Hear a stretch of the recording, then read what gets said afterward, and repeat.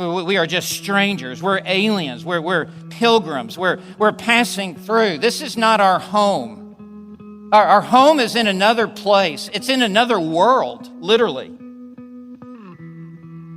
And that's why the 10 Commandments conclude with the 10th commandment. There is an order. There is an intentional sequence to the moral law of God. And in Exodus 20, verse 17, God says through Moses, "You shall not covet your neighbor's house.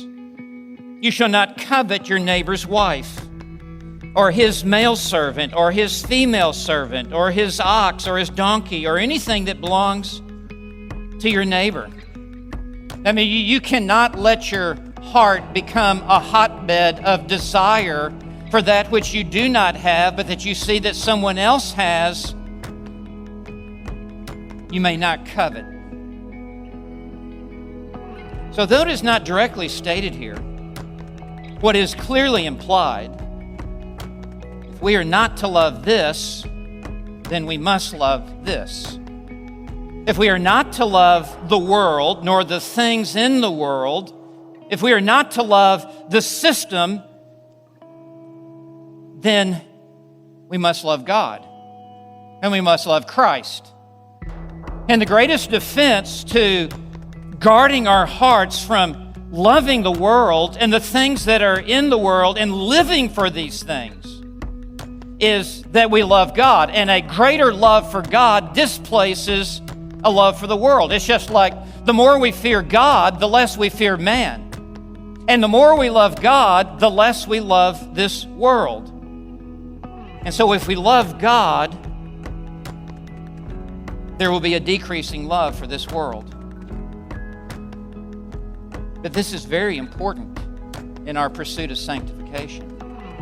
James 4, verse 4 says, "Do you not know?" Which means this is basic level Christianity. Whenever one of the biblical writers begins a verse by saying, "Do you not know?"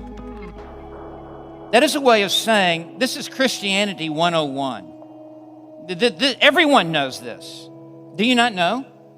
Where have you been? Do you not know that friendship with the world is hostility towards God? Therefore, whoever wishes to be a friend of the world makes himself an enemy of God. So this very clearly says that we become spiritual adulterers if we allow our heart to be lured to the world and to set our heart upon the world. We are to be in the world, just not of the world.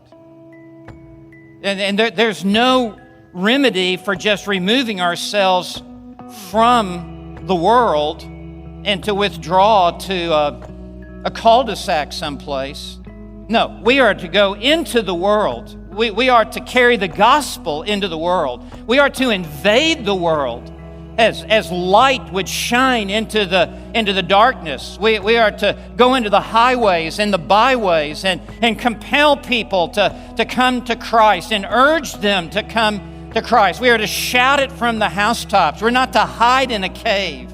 We're not to be isolationists and to withdraw from this world. This world is our mission field. But as we are in the world, we cannot allow ourselves to be sucked up into the system. And so therefore, in essence, we're to have our boat in the water, but no water in the boat.